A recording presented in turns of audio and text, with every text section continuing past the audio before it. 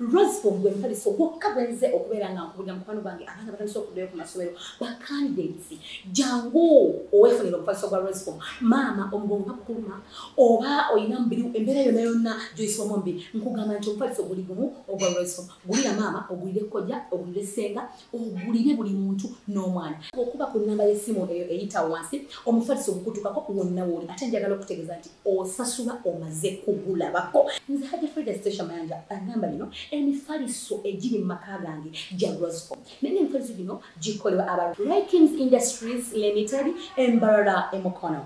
For inquiries, visit our depots or contact us on +256 200 907 181 or email us at roykimsil@gmail.com or visit our website info@roykimsindustries.com.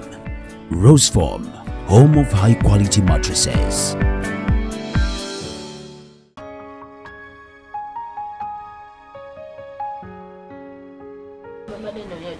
Tunozio?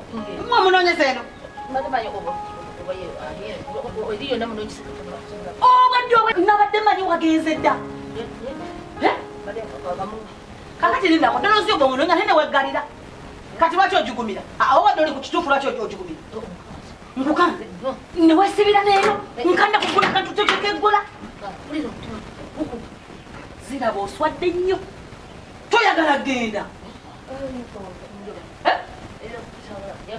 Oyagala toyagala.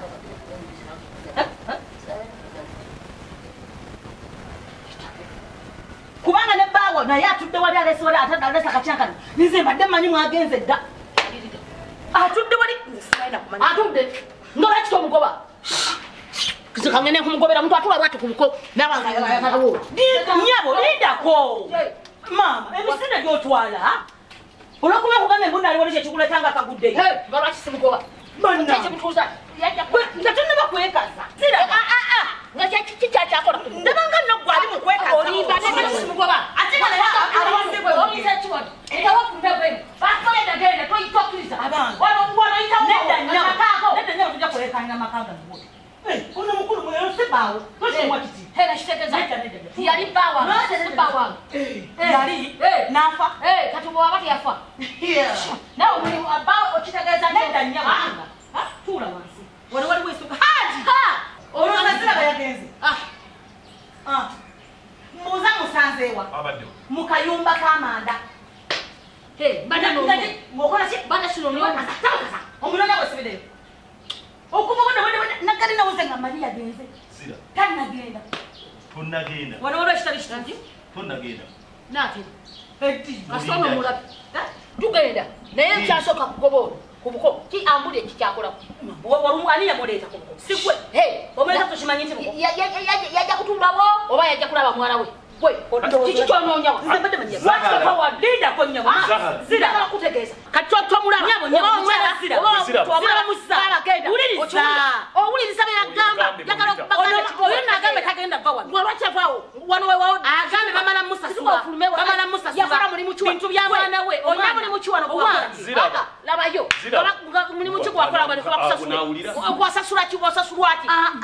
Ngala kuwerwa nange. Ngala tagenda. Zira ba. Uzibutuliriza ogamba wanji ate oli wokyaba mpulira yo manyichawo sibagambe tagenda bawo nga bakitapa wano wano muwata ayagala muwala bamusasule ayagala musasula muwala ayagala kumusasula bwagambye okusasula tugamute musasula bwa yali akoze ekimulimu ayagala kwanjula okunene okuzibu wanjula kati nawulira gakyali mabaga mbuuza ayagala ente mmeka munana baddu zokazi wasabi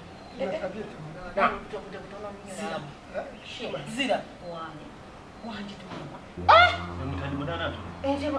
ozayo nyingi. Ntono nnyo. Nova kuntu omunana. Kyata yagala obusawo sukali bisatu. Zoka. Ina yeziraba. Gwekire bisatu ozimanyi. Munaye tata woma. Ate nayogera ki? Kati mbuuza nti nno omukyera agambye kilo meka.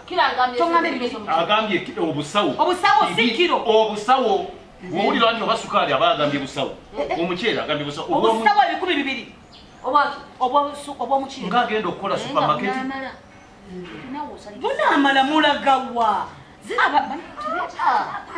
nze ebintu sibyendi mwinyo kakati kyawuliriza buliriza ekintu ekisinga obubi era tusabwe n'omwami wabe akakkanya embeera ayagala bamuzimbire emizigo gy'amaduuka egyo emizigo 3 gyakupangisa ogumu mbugwa mumwe haja bateremu hadiweya naye hadiweya olowooza nti hadiweya eba na ssente mmeka zegendamu era ku ki kutusasulira kutuzimbira enju ne hadiweya ekyo kimanyi nti nze nzisoloza egyesa tukwata muno yadde n'ekikumi n'ekimu bannange ate nze nina obuvunanyizibwa era nze nabadde mmanyi kisenga kati twagenze nadda naye era yono yakyasiyiwa ebyo byasabye bwamunange mubimu ate yenanyini mwana tolina bwotuyambako egamba kati ate okubayamba sirabanga tukubeereddewo era nange mbabeereddewo wendi wano wakati si wendi aleme kutumbula bintu ate bikuwera kusingakaawo ekyo mba mukubiridde mbasigamye nti ate ekyo naye mukyalazira byoyogera oli mwenkanya kugamba zirabo osazeewo olaba oli mwenkanya bw'oyogera otyo ate gwoyagala olaba olina kyoyambye ku hajjati kuba yasinza okuva mu nnene olina tonyambye ekyokubeera mukamange nnyo okimanyi nti mukwano gwange haja okimanyi nti mukwano gwange nnyo be bambeereddewo ono hajjati mukazi muntu bulungi mwebale sirina nakyendula nze gwolaba ndaliridde ambeereddewo akaddako mugambe n'omwana wo yangulidde engoyi omwana oyo gwolaba kwefuula bwefuusi oyo mwana naye ngaomukazi yamulabiriza okumule ate hadi yesina kyemwogerako omusajja abeera atuwa buli kimu nze sirabagana ku bantu balina mitima mirungi gajo emitima gyabwe mitukuvu abantu ab'eddiini abantu omuntu kasita oba n'eddiini n'otawakkala oba wa ddiini nnyo munaagamba nti siina kyenjogedde mboogereddeyo buli kimu nkitukuza olwoyogedde ate hajja tobadda tompulira kati okoze owunzise towulidde nga mpunzika nedda sirina kyendabye ate oti tukeredde kati hajja oyagala mpunzikatuvudde haja waliwo kyenjogedde ekitaliiwo mumbuulire nti haji kati twogere mazima wamusasula wamwanjula wali ompadde ku bintu omusajja anaga ati nze namulyamu ebintu by'omwana we bwe twategeka wajja kati awo njogedde bubi omusajja ono gwe mulaba mukaamu ajja kuba tematema kyasise musajja musalamala mukimanyi muntu omusalamala aba mukambwe ate awo komulaba asinika bwati n'asirika bwati awo amazima baati alinda kimu oyo omusajja gwe mulaba nze bannange ebintu mbikubiridde neŋŋamba nti ataata toyongerako ebyo bimala toyongera ebyo bimala yensonga yange yokka gye njogedde era nange kyengezaako owali sikugambye abantu bano nti nno bongeze ku ssente naye ebyo byebasabye bijja kumala biramala byembasabye bijja kumala biramala ente 8 obusawo bwa sukaali 3 tukubeereddewo twandibadde tuteesa nituyayo kale ekire kadde 10 tubawa ne muva mu ddiiro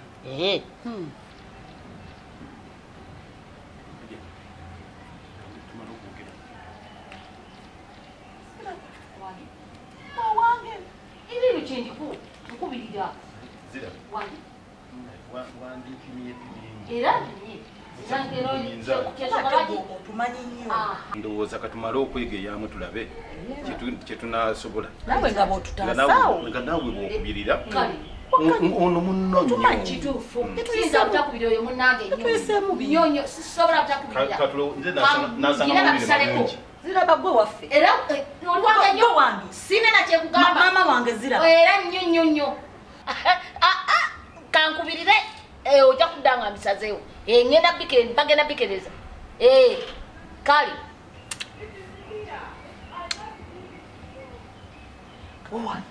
okyali mugizigedda okyalimu amagezi ekyo kyoyogedde kituufu nnyo ate omanyi nti nze mbadde sikiraba mbadde ekyo sikirengera nga nesibye ku kimu wakiri male gagenda atopaale naye kokotaawo awo ate tujja kutereera tukyaliwo nebaddaali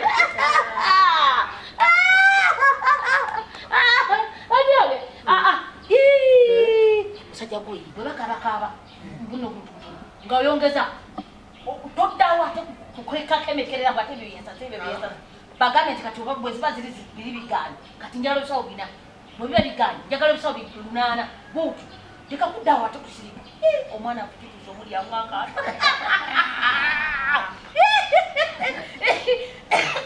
kakati nze ngenda kwagala gwe nkuze na buto agamali nja kugazaamu nkuteekemu amanyi eryo eriso balizeemu libeere ddamu gwe nja kwagala njagala tusala abaana babiri sizaako mulala olyoka omanye nti nja kwagala era nkwagala